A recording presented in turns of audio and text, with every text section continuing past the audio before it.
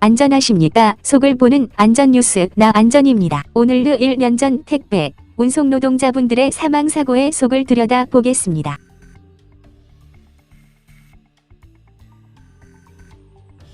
네, 어제 당진에서 40대 집배원이 숨진 사건입니다. 예.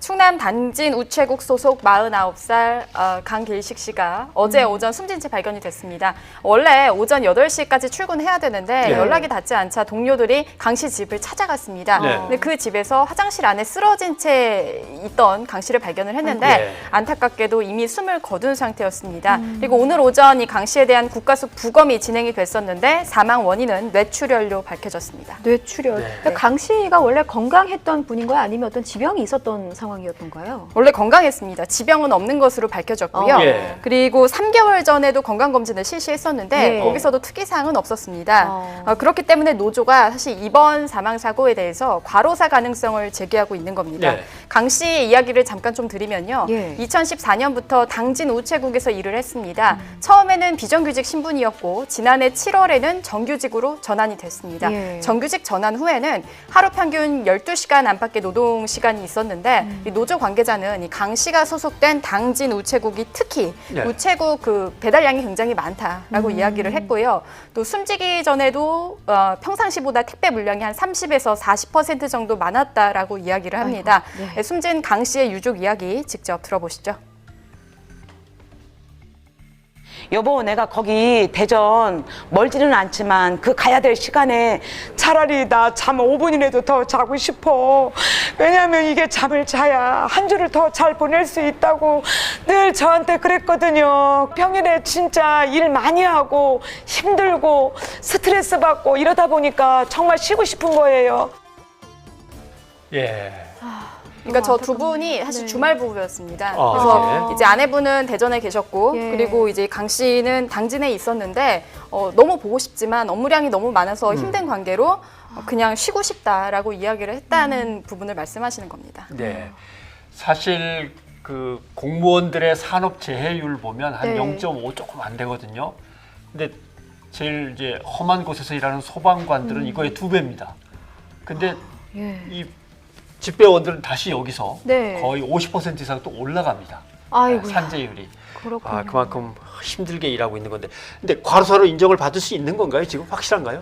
일단은 우정사업본부 소속으로 해서 사망사고 조사위가 꾸려졌습니다. 네. 이 조사위는 무슨 일을 하는가 해서 좀 관련해서 구체적으로 취재를 해봤는데요. 네. 일단 조사 기간은 한 달입니다. 그래서 노사가 같은 숫자로 이 조사위원을 구성을 하는데 전체 숫자 이제 몇 명으로 위원을 넣을 것이냐는 마지노선은 없습니다. 네. 근데 이번 사망사건 관련해서는 특히 이제 의사 등 외부 전문가도 좀 조사위 소속으로 넣자라는 걸 논의 중입니다. 네. 사실 이 조사위가 만들어진 지가 얼마 안 됐습니다. 그러니까 지난달 충남 공주 집배원 사망 이후에 만들어진 조사위인데요. 사실상 한 달도 안 됐습니다. 그래서 이 조사위가 이제 앞으로 한 달간 무엇을 할지 좀 살펴보면 예. 일단은 국가수를 통해서 병리적인 사망 원인은 나온 상황이기 때문에 조사위는 이제 강 씨가 과거에 일을 했을 때 업무 부담이 어느 정도였는지 그리고 예. 정신적 스트레스가 얼마나 컸는지 그리고 뭐 초과 근무 진행 등 이제 전반적인 업무 환경에 대해서 조사를 하고 보고서를 작성하게 됩니다. 그런데 이 조사의 결과 보고서는요, 내부 보관용입니다. 그러니까 어. 유족이 원하면 정보 공개를 통해서 이제 진행을 해야 되고요. 예. 그리고 내부적으로 법적 검토를 해서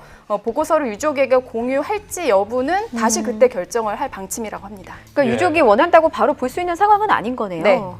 그런데 저는 의문인 게 이게 집배원 사망을 둘러싼 문제는 이게 어제 오늘의 일이 아닌 것 같아요. 왜 계속 제기되는 것 같은데 해결이 왜 안 되고 있는 걸까요?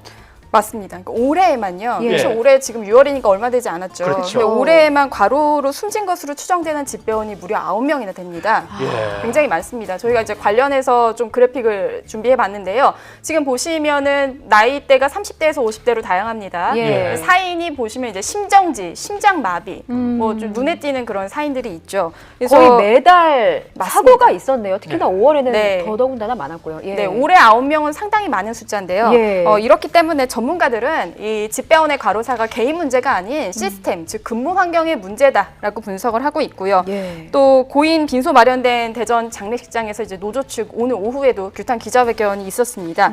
근데 이제 실제적으로 이런 집배원들이 어떤 환경인지 좀 통계로 좀 정확히 말씀을 드리도록 하겠습니다. 예. 집배원에게 발생하는 연차 휴가를 보시면 19.1일입니다. 19.2일. 예. 자, 예. 그런데 실제 사용했던 일수는 3.4일에 불과합니다. 예. 자, 그리고 노동 예. 시간을 좀 짚어보도록 하겠습니다. 노동 시간은 1년 기준으로 봤을 때요. 취업자 평균 노동 시간이 2,069시간입니다. 예. 자, 그런데 집배원은 평균 2,800여 시간, 그러니까 700시간 정도가 더 많이 일을 하게 되는 겁니다. 그러니까 이게 평균 수치인 거지 네. 실질적으로 업무가 좀 과중한 곳은 이것보다 훨씬 더 많다는 얘기 아니겠습니까? 그렇죠. 예. 예. 그래서 이제 이런 근무 환경이 사실상 과로사할 수 있는 환경에 너무 쉽게 노출된 거 아니냐라는 전문가들의 분석이 계속 이어지고 있는데요. 예. 직접 말씀 들어보겠습니다. 집배원들이 하루 자기가 이제 할당받은 그 작업량, 즉 배달량을 그 목표치를 채우기 위해서는 실질적으로 쉬는 시간이 주어지지 않는다고 생각을 하시면 됩니다. 우리 일반적인 근로자들 같은 경우에는 점심시간이 주어져서 그 시간 동안 쉴 수는 있지만 집배원 분들 같은 경우에는 그 시간까지도 자기에게 그 할당된 배달량을 충족해야 되기 때문에 실질적으로 쉴 시간이 없고 네, 그러니까 뭐 이런 이유로 해서 집배원분들이 이제 인력을 충원해달라고 요구를 한다라고 보시면 되겠습니다. 올해 숨진 집배원이 9명이라고 네. 아까 얘기하셨죠. 그러니까 지난 10년간 한 200명 정도 되는데 올해는 예. 어떻게 된 게 벌써 절반밖에 안 지났는데 9명이네요. 네. 아, 참.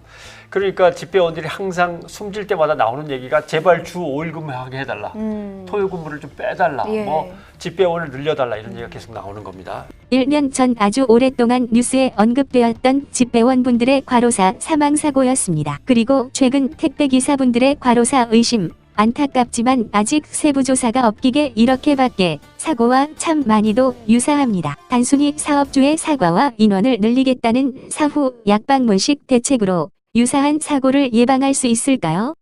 이상 속을 보는 안전뉴스나 안전이었습니다. 다음 속을 보는 안전뉴스로 뵐 때까지 안전하십시오.